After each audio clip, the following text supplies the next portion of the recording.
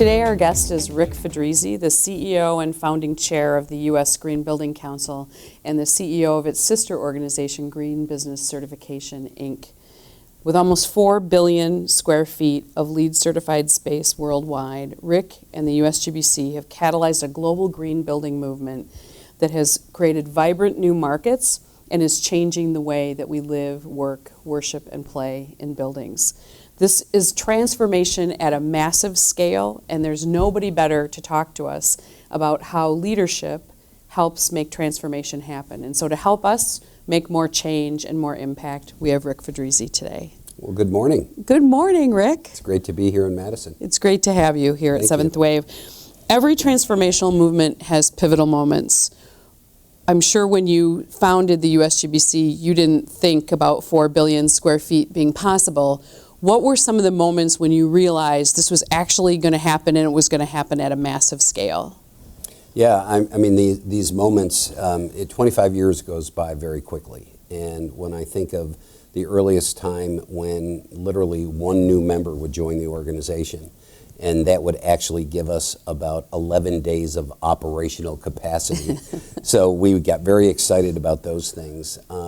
I really remember key moments, when the establishment of the idea of what we needed as an organization turned into a couple of very simple things.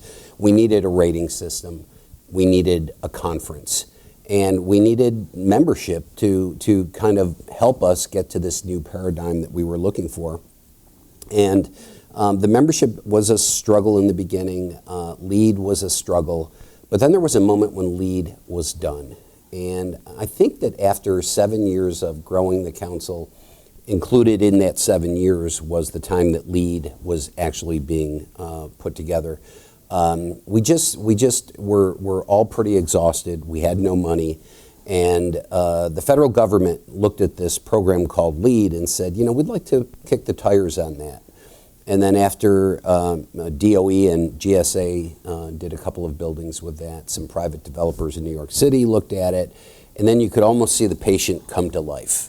And so looking at this moment when the organization really went from, should we just shut the door, to wait a second, maybe we do have something here. Fast forward to the events since then. The birth and the development of Greenbuild, the sale of Greenbuild, and our ability to put a significant amount of money in the bank, almost as an organization creating our own endowment. And there's not a lot of NGOs that could ever claim they made their own way in that very unpredictable area. Looking at our international growth, looking at our team of people that every single day continue to astound me. It really has all come together in this very organic, and maybe 100 years from now, people will look back and say, oh, it made complete sense in how it came together.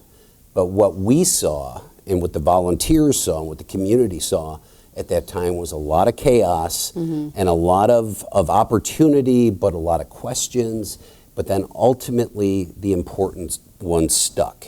And when they stuck, people rallied around those ideas and grew them stronger and more effective. And ultimately today, as you mentioned, some of the metrics on where we are and what we've done collectively as a movement, it's pretty unbelievable. Right. It's amazing. USGBC and GBCI are thinking even more ambitiously about the whole built environment in the near future. Can you share what's in the near future? What's the next wave of change, and how can people plug into it? Sure. It's really interesting. I'm going to assume right now that most people know what GBCI is in the organization and why, as a part of the organization, we have it there. But a really interesting thing is, over the past probably 7 or 8 years, people have said to me, you've done such a great job with LEED and all of the distinct areas of commercial and residential construction, neighborhood development, interiors, and so forth. Can you just develop LEED for a city? LEED for cities. And I used to kind of chuckle inside because I kept thinking, well, that's really not possible. you look at the complexity of a city, how many things are going on, the environmental issues, the social issues, the economic issues, the infrastructure issues, everything in that. One rating system, one size fits all for something that complex, I will to this day say it's not possible. But now we have GBCI, and GBCI is actually doing not only the LEED rating certification credentialing of buildings, but looking at working with 5 or 6 others. They are working with an infrastructure program. They are working with a health and wellness program. They are working with a resiliency program. They're working on a landscape design and sites program. Looking at a microgrid and energy rating system called PURE, by the way. And when I started looking at all of those different systems, and I started thinking about the fact that at some point very soon, as we are all moving to a performance-based model of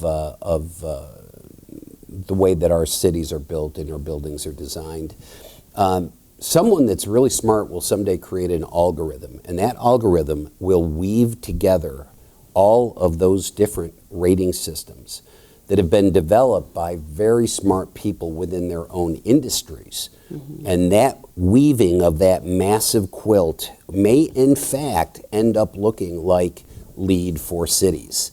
Maybe we'll call it something else, I don't know. But I think that is the way you get to a comprehensive rating system for a very large geographic area that needs to understand the energy, water, waste, toxins story, needs to understand all of the social and economic stories, and needs to understand at the end of the day what is the carbon and the climate story as a part of all that.